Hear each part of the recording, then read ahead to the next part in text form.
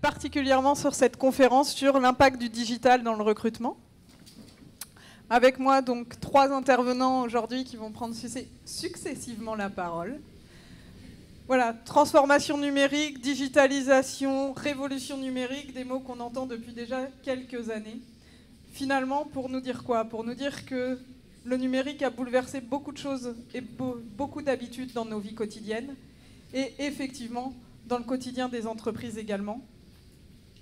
Et on va voir aujourd'hui ensemble les impacts sur le recrutement, les besoins des métiers, les nouvelles compétences recherchées, l'impact sur les outils du digital et sur la recherche d'emploi, parce qu'aujourd'hui, rechercher un emploi sans numérique, c'est compliqué. Donc voilà, je vais commencer par laisser la parole au Syntec Numérique, qui va vous présenter une étude et les résultats d'une étude justement sur les métiers et les besoins en recrutement dans le numérique. Bonjour à toutes et à tous. Donc moi je suis Naïla Madache, je suis déléguée formation pour le Syntec Numérique. Et le Syntec Numérique, c'est une organisation professionnelle qui représente les entreprises du numérique, c'est-à-dire les entreprises qui produisent, qui créent du numérique, ce que communément on appelle les numérisantes, les entreprises numérisantes. Le Syntec Numérique, c'est 2000 entreprises adhérentes qui représentent 80% du chiffre d'affaires du secteur. Pour citer quelques noms connus d'entreprises de services numériques, d'éditeurs de logiciels qui font partie de nos adhérents, vous avez Capgemini, Soprasteria, Atos par exemple pour les ESN, Google, Microsoft, Sage pour les éditeurs de logiciels. Alors, avant de rentrer dans le vif du sujet que vont développer mes camarades à côté de moi sur l'impact du numérique sur le recrutement, moi je vais vous parler tout d'abord de la photographie du numérique dans votre région et puis des besoins en compétences des entreprises du numérique. C'est important, si vous êtes en recherche d'emploi, vous allez avoir accès, ou vous avez dû avoir accès à un certain nombre de possibilités de formation. Et si le numérique vous intéresse, enfin si vous êtes là, c'est que c'est sûrement un petit peu le cas, vous aurez quelques informations rapides sur les compétences à développer pour pouvoir avoir un profil qui répondrait aux besoins des entreprises du secteur que je représente aujourd'hui. Alors, en région sud, le numérique, c'est à peu près 30 500 salariés. Bon, c'est, je pense, un des secteurs importants dans la région. Et avec une forte augmentation, parce que d'année en année, depuis 5 ans, ça augmente de 5% à peu près, cet effectif-là. Donc on voit en effet qu'on a des entreprises qui cherchent énormément de personnes à recruter. Vous faites un peu mieux dans la région en termes de représentativité des femmes. C'est 28% de femmes dans le secteur du numérique en région sud, contre 27% au national. C'est un petit peu plus. Mais c'est à souligner malgré tout, on sait, et je vois qu'il y a un certain nombre de femmes dans le public, j'en suis ravie. On sait la sous-représentation des femmes dans ce secteur, et notamment sur les métiers techniques. Donc mesdames, n'hésitez pas, allez-y, formez-vous et intégrez le secteur parce que vous avez vraiment une place à vous faire professionnellement et humainement dans ces entreprises. C'est également un secteur où le taux de CDI est très élevé, c'est 93,9% de CDI, donc plutôt des contrats stables, ce qui rassure très souvent, et avec une rémunération brute moyenne plus importante que les autres secteurs d'activité, parce qu'on est à peu près à 48,6 KE par an. Dans la région sud, c'est un petit peu moins que la moyenne nationale, mais bien plus que les autres secteurs d'activité, parce qu'on est à 35,1 KE de moyenne sur les autres secteurs d'activité. Et je vous disais un secteur qui recrute beaucoup, parce qu'en 2018, il y avait 6100 projets de recrutement dans la région par nos entreprises du numérique. Sachant que le recrutement est le problème numéro 1 de nos entreprises. Elles ont énormément de difficultés. Puis je pense que les personnes de Pôle emploi et de l'APEC, qui sont aussi en relation avec nos entreprises pour essayer de faire coïncider le besoin et l'offre, ont énormément de difficultés à trouver les personnes à recruter. Alors, sur quel métier et quel type de compétences nos entreprises cherchent à embaucher ? Si je divise les 3 profils d'entreprises que nous avons dans notre secteur, donc tout d'abord les entreprises de services numériques, ce qu'on appelait anciennement les SS2I, on a essentiellement des besoins en recrutement sur tout ce qui tourne autour du développement. en particulier du développement web, de la sécurité, la cybersécurité, c'est un des sujets, alors ça concerne la région sud, mais c'est national, hein, c'est vraiment un besoin sur tout le territoire français. Et également ce qui va concerner l'architecture des systèmes d'information. Donc on est sur des compétences ultra techniques et qui nécessitent d'être formés si vous n'avez pas déjà une formation initiale en lien avec ce métier-là. Si vous avez également initialement une compétence commerciale, sachez que les commerciaux sont très très recherchés par les entreprises du secteur et en particulier par les éditeurs de logiciels, et je sais que beaucoup d'éditeurs sont très présents dans cette région. Donc si votre formation de base est le commerce, n'hésitez pas à compléter votre formation par un vernis numérique informatique IT, de façon à pouvoir avoir ce côté un peu hybride qui plaira aux entreprises, notamment les éditeurs de logiciels. Toujours dans ce profil un peu hybride, ce qu'elles appellent, nous, nos entreprises, les experts métiers. Les entreprises de services numériques, elles vont accompagner la transformation numérique de leurs clients. Et en ça, elles ont besoin de personnes qui s'y connaissent en numérique, mais qui s'y connaissent également dans le secteur, l'activité client. Prenons par exemple, le client est une banque. L'expert métier va avoir besoin de connaître le secteur bancaire, de connaître les problématiques du secteur bancaire pour pouvoir répondre de façon optimale aux besoins de son client. Et donc l'ESN va avoir besoin de personnes qui vont connaître ce secteur client aussi parfaitement que la compétence IT. Et si vous n'avez pas cette compétence IT, il est possible également de se former pour pouvoir acquérir le bloc qui manque finalement. Donc vraiment ce côté multidimensionnel en termes de compétences est vraiment très important chez les ESN. Alors très très rapidement, pour les éditeurs de logiciels, on retrouve également le développement, le commerce, mais ça on en a déjà un petit peu parlé. Et puis il y a une troisième famille qui est le conseil en technologie. C'est des entreprises qui gèrent l'externalisation de la R&D, de la recherche et du développement. Alors il y en a peut-être un petit peu moins dans cette région. Et là, on cherche plutôt des profils très très experts et plutôt ingénieurs. Donc sur de la reconversion, c'est un petit peu plus compliqué. Mais vraiment, sachez que c'est un secteur qui est très ouvert et qui s'ouvre de plus en plus à des profils qui sont, j'aime pas le terme atypique, c'est pas le bon terme, mais à des profils en tout cas qui ont cette appétence pour le numérique et qui se donnent les moyens de se former pour intégrer le secteur. Voilà, je serai au premier étage jusqu'en début d'après-midi si vous voulez compléter ces échanges. Merci beaucoup. Alors, Éric Garnier de Pôle emploi, direction régionale, et je suis responsable du pôle offre de services entreprises qui vient en appui aux agences de la région. Pôle emploi a la volonté de s'engager dans la transition digitale, numérique, mais a la volonté également d'accompagner ces transitions. Alors, le digital, pour nous, l'impact, ça commence déjà par une mise à disposition d'un plus grand nombre d'offres auprès des demandeurs d'emploi. On agrège actuellement plus de 70 partenaires sur le site de Pôle emploi.fr, ce qui nous amène à pouvoir diffuser entre 600 et 700 000 offres d'emploi quotidiennement. On diffuse donc une transparence du marché du travail en diffusant beaucoup d'offres d'emploi.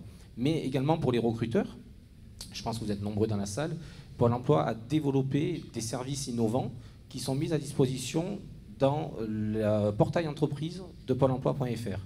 Alors, ces services innovants, ils permettent de diffuser vos offres, de gérer vos recrutements, de faire vos démarches administratives et également d'accéder à une banque de profils qui comprend plus de 4 millions de candidats. Vous pouvez également vous abonner à des profils, à des compétences que vous recherchez. Et quand un candidat s'inscrit, renseigne ses compétences, vous recevez une notification qui vous informe qu'un candidat susceptible de correspondre à vos recherches est disponible. La digitalisation, c'est des outils. Il y a des applications portables, je recrute. Il y a plusieurs outils en ligne. Mais pour Pôle emploi, on n'a pas voulu que ce soit un outil mis à disposition sans aucun accompagnement. C'est pour cette raison que sur la région, 400 conseillers sont dédiés à l'accompagnement des entreprises dans leurs difficultés de recrutement, dans le recueil de leurs besoins, dans l'apport des solutions qu'on pourrait présenter, et également un accompagnement pour intégrer ces outils numériques, ces outils digitaux, pour vous permettre de bénéficier de tous les avantages qu'ils présentent. Alors ils auraient dû être affichés derrière moi, mais un gain d'autonomie, un gain de temps, agir en mobilité. Vous sortez d'un rendez-vous client, vous avez besoin de diffuser une offre, vous pouvez le faire tout de suite. Et également sur le gain de temps et en lien avec l'image de l'entreprise, c'est une fois que vous êtes sur un recrutement qui arrive à sa fin, que vous avez retenu un candidat, quand vous gérez votre offre et que vous informez avoir retenu un candidat, ça informe les autres candidats avec qui vous étiez en contact que l'offre est pourvue. Ce temps qu'il faut prendre pour renseigner les demandeurs d'emploi, qui n'est pas toujours facile à trouver dans une activité, là c'est sécurisé par ce côté numérique. Ces 400 conseillers dédiés à la relation entreprise, ils sont là aussi parce que le digital impacte nos réflexes de recrutement. Nous devons, que nous soyons demandeurs d'emploi ou entreprises, intégrer de nouveaux champs.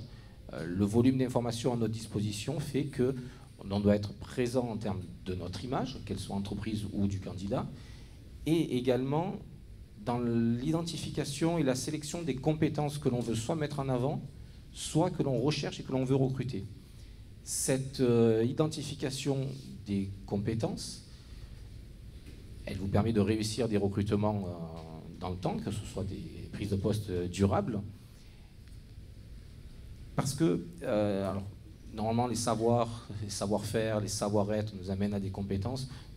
Vous en avez parlé tout à l'heure, mais c'est vraiment les recrutements sur lesquels nous tablons pour qu'ils soient réussis durablement. Et un outil, alors que je vous invite pour le coup à découvrir au stand 24 de Pôle emploi par la suite ou à redécouvrir, c'est un outil d'aide au recrutement en ligne qui vous permet de sécuriser vos process de recrutement, qui va vous permettre éventuellement d'avoir des trames d'entretien et de sélectionner de façon objective les candidats.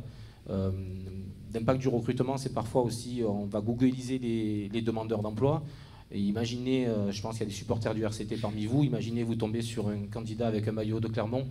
Bon, peut-être que derrière, si vous arrivez à objectiver les recrutements avec ces outils-là, ça va vous permettre d'aller plus loin et de bien cibler les compétences que vous recherchez. Mais pour vous les présenter plus en détail, rendez-vous au stand 24 de Pôle emploi. Je vous remercie. Barbara, tout de suite, sur les outils aussi du sourcing, l'impact, effectivement, on parlait tout à l'heure de la digitalisation, vous nous avez présenté l'ensemble des métiers, des besoins et les outils, mais je crois que l'impact sur les recrutements, c'est aussi au niveau du sourcing et des pratiques de sourcing. Tout à fait. Barbara Aubert, je suis responsable des équipes de services aux entreprises à l'APEC. Alors moi, je suis ravie que les slides ne fonctionnent pas, parce que comme ça, je vais pouvoir vous raconter tout ce que je veux et sortir du cadre. Donc oui, quand même, pour répondre à ta question, Sabine, le digital, ça a des impacts sur beaucoup de choses dans le recrutement. Les pratiques de sourcing, évidemment, les compétences recherchées, Néla l'a très bien expliqué, et puis aussi les attentes des candidats qui sont en face.